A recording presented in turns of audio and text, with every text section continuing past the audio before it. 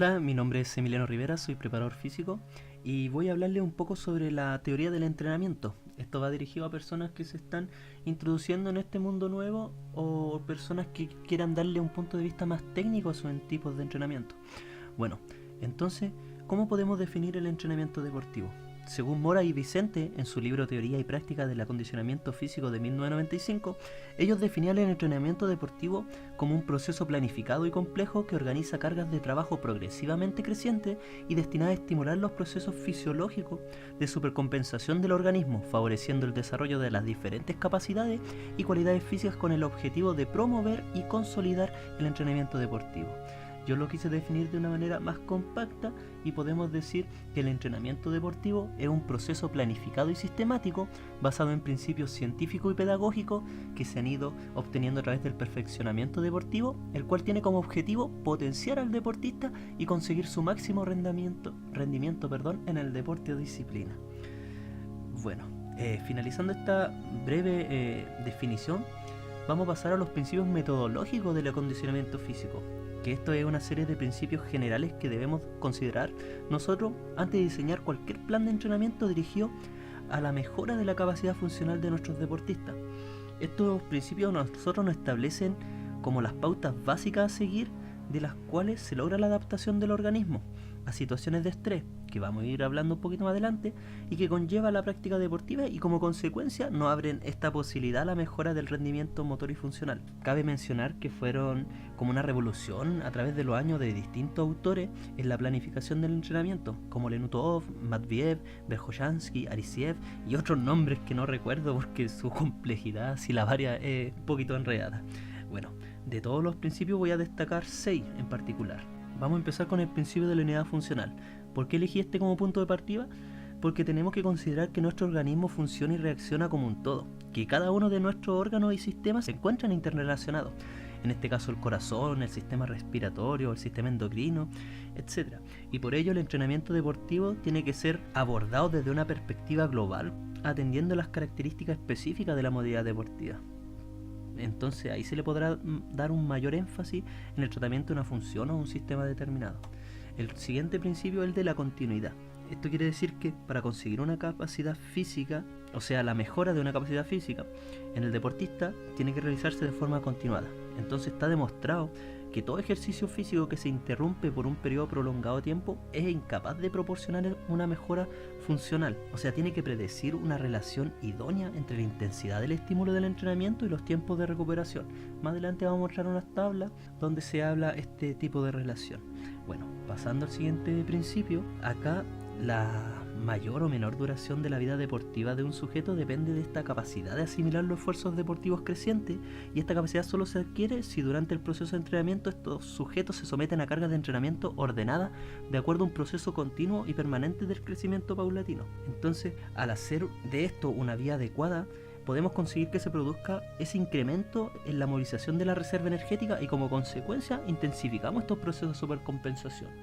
Podemos decir que una semana entrenamos con 10 kilos, nuestro cuerpo se adapta y en la semana posterior aumentamos esos 10 kilos a 11 kilos. Se refiere al crecimiento paulatino del esfuerzo. Bueno, en el siguiente principio hablamos del principio de la especificidad, que esto se refiere a la preparación deportista debe realizarse de acuerdo a la exigencia y las singularidades de su modalidad deportiva. Vamos a poner como por ejemplo a un corredor de fondo. La prueba que él realice tiene una demanda de un porcentaje determinado de VO2 máximo. Entonces, para realizar entrenamientos con una especificidad metabólica no es necesario hacerlo correr, sino que lo podríamos hacer fácilmente una sesión de bicicleta, de elíptica, una carrera del agua, que siempre tenga la intensidad determinada como definido a la especificidad. Entonces, pasando al siguiente principio, hablamos del principio de transferencia, que estos son los efectos de algunos ejercicios ejercen en función al grado de similitud entre ambos o efectos inmediatos. Más concretamente se plantea la influencia positiva o negativa de determinados estereotipos ajenos a la especialidad deportiva. Vamos a poner un ejemplo. Si a un velocista le aplicamos ciertos tipos de ejercicios como los pliométricos, podemos decir que esto va a influir de manera positiva en su velocidad, después le damos énfasis a la estimulación de las fibras rápidas. Pero si en cambio a este velocista le realizamos ejercicios de fuerza-resistencia, vamos a ir perjudicando su velocidad, ya que el estímulo estaría enfocado a las fibras lentas del deportista. Al haber explicado esto, pasamos a este último principio, que este principio se determina particularmente por las características morfofisiológicas y funcionales del deportista, ya que cada sujeto constituye un caso individual desde los puntos de vista antropométricos, funcional, motor, psicológico, de adaptación.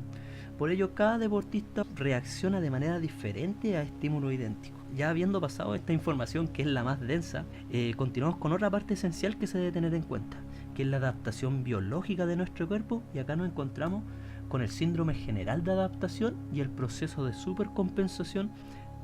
Para manejar esto, nosotros tenemos que conocer dos cosas esenciales. Para empezar, es la homeostasia, que esto se puede definir como el equilibrio dinámico de los procesos que mantienen el sistema biológico, o con palabras simples, el equilibrio interno de los sistemas. Y hablamos también del estrés fisiológico, que esto hace referencia a los estímulos, que en este caso en el entrenamiento nos referimos a las distintas cargas de trabajo. Entonces, este síndrome de adaptación ocurriría en 3 fases, como lo definió Seiler.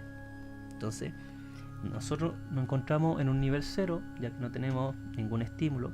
Entonces, en la fase 1, al agregar el estímulo o el estrés fisiológico, ocurre que nuestro cuerpo entra en un estado de alarma ante la existencia de un estímulo que altera nuestro equilibrio interno biológico.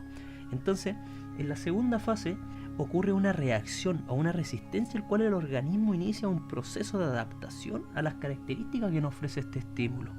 Y en la tercera fase, como un resultado final,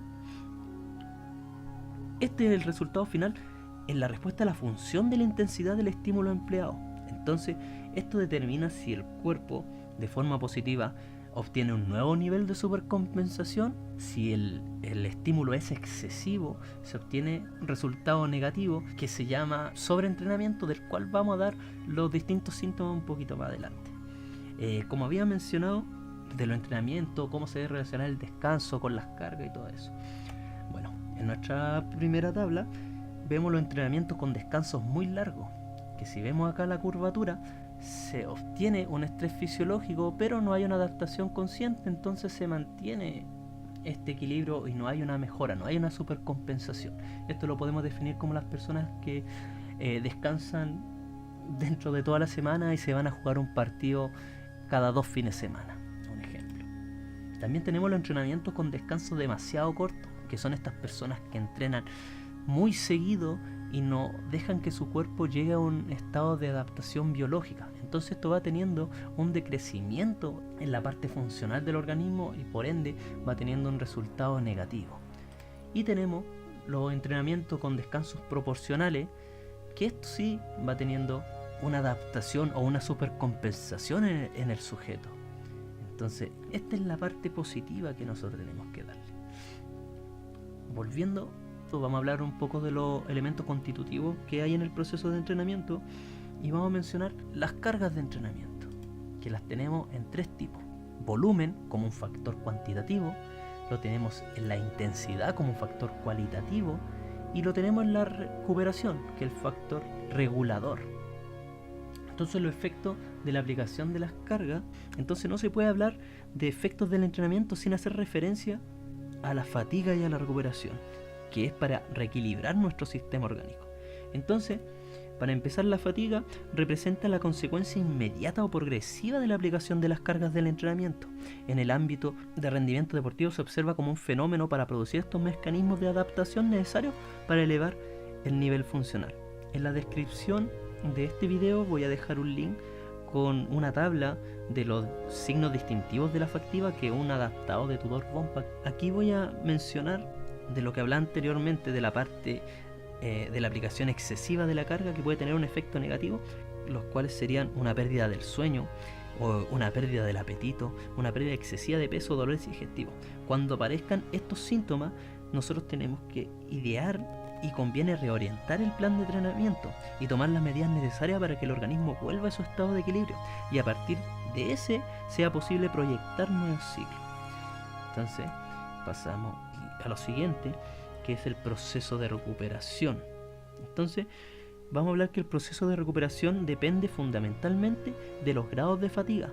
Esto es la relación existente entre la intensidad de la carga utilizada y el tiempo dedicado al descanso posterior.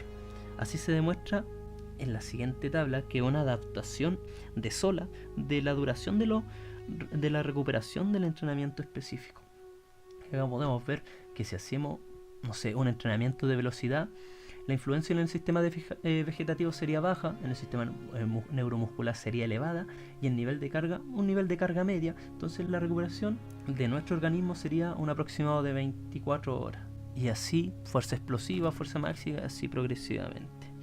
Bueno, espero que esto haya sido de su agrado y sirva como una pequeña guía para las personas que deseen de darle un poco más de énfasis en su entrenamiento desde una mirada más técnica o como un complemento a los conocimientos que ya estén a su disposición. Esto ha sido todo, muchas gracias.